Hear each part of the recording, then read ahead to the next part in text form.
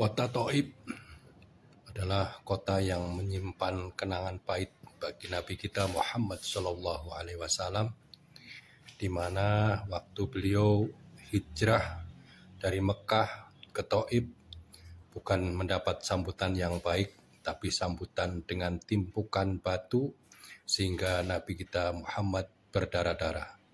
Tapi dengan kebesaran hati Nabi Muhammad, beliau tidak marah, beliau tidak dendam, tapi mendoakan agar masyarakat kota Thaif mendapat hidayah nur cahaya Islam, sehingga sekarang kota Thaif menjadi kota yang berkah dan makmur. Kota Thaif, kita mau melakukan sholat tahiyatul masjid ataupun sholat hajat boleh, sholat duha juga boleh. Ini sehabis dari perpustakaan, ya wajib.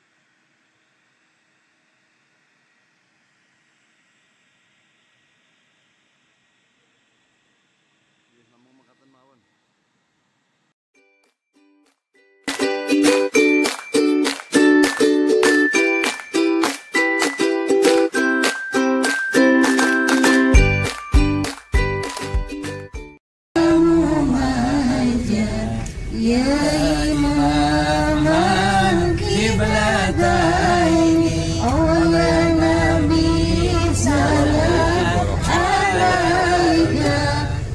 Sahabat, kawan santri yang berbahagia, barusan kita mendengarkan lantunan sholawat yang dikumandangkan oleh jamaah Kawit An-Nur yang saat ini sedang menikmati indahnya berziarah ke kota Thaif. Kota Thaif adalah kota yang merupakan bagian dari Provinsi Mekah, yang dimana lokasinya ada di ketinggian 1.700 meter, sehingga kota Thaif terasa nyaman, sejuk, menyegarkan. Karena lokasinya yang strategis, yang nyaman, kota Thaif juga menjadi kota yang subur makmur. Banyak buah-buahan dan bunga-bungaan yang tumbuh dengan indahnya. Sepanjang perjalanan kanan kiri kita bisa menyaksikan bunga-bunga dengan aneka warna, dengan aneka aroma yang membuat kita terasa nyaman dalam pemandangan sepanjang perjalanan menuju kota Thaif. Adapun buah-buahan yang dihasilkan oleh kota Thaif adalah buah kurma, buah delima, buah mangga, dan buah-buahan lain yang bisa mensuplai kebutuhan dari kota-kota di sekitar kota Thaif, terutama adalah kota Mekah Al-Mukarramah. Lalu ada apa sih? Sejarah apa yang ada di kota Thaif sehingga kita jamaah patut berziarah, berwisata ke kota Thaif? Yang pertama, di kota Thaif ada Masjid Abdullah bin Abbas. Siapa sosok Abdullah bin Abbas? Abdullah bin Abbas adalah keponakan Nabi yang waktu lahir diberi nama oleh Nabi dan didoakan oleh Nabi agar menjadi ahli agama Islam dan ahli tafsir. Kemudian yang kedua, makamnya ada di situ juga. Kita berziarah, kita saat ini sedang berdoa di tembok di dekat makam Abdullah bin Abbas. Kemudian yang ketiga, ada juga perpustakaan yang diberikan nama perpustakaan Abdullah bin Abbas. Abdullah bin Abbas salah satu sahabat Nabi yang menguasai ribuan hadis Nabi. Karena itu kita patut menziarinya. Kemudian di kota Thaif juga ada sebagai tempat mikot atau tempat kita untuk niat untuk dalam melaksanakan ibadah umroh ataupun ibadah haji yang disebut Qornul Manazil. Itu diantaranya adalah kelebihan-kelebihan di kota Thaif yang patut kita ziarahi. Kemudian kalau kita menengok ke belakang, sejarah di dalam perjuangan Nabi kita Muhammad SAW, Nabi pernah merasakan pahitnya sambutan dari masyarakat kota Thaif.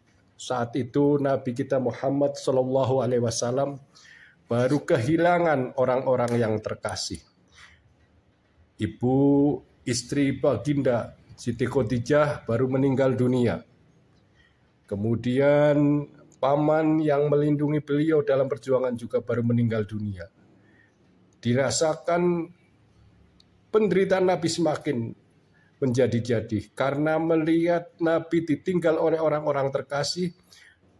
Kaum kafir Quraisy semakin menekan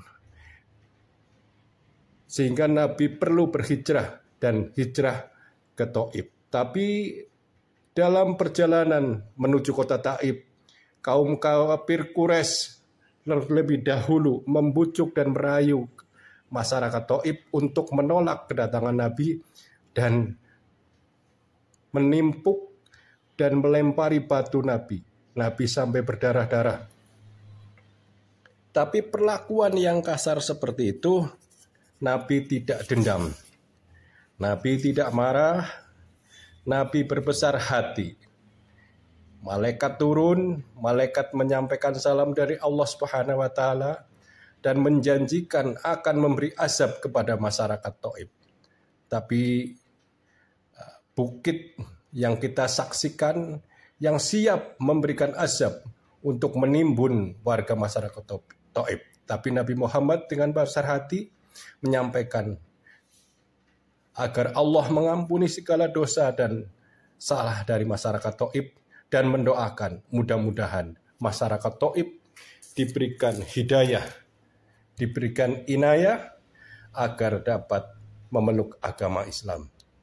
Alhamdulillah sekarang kota Thaif menjadi makmur, kota Thaif subur sehingga masyarakatnya sejahtera.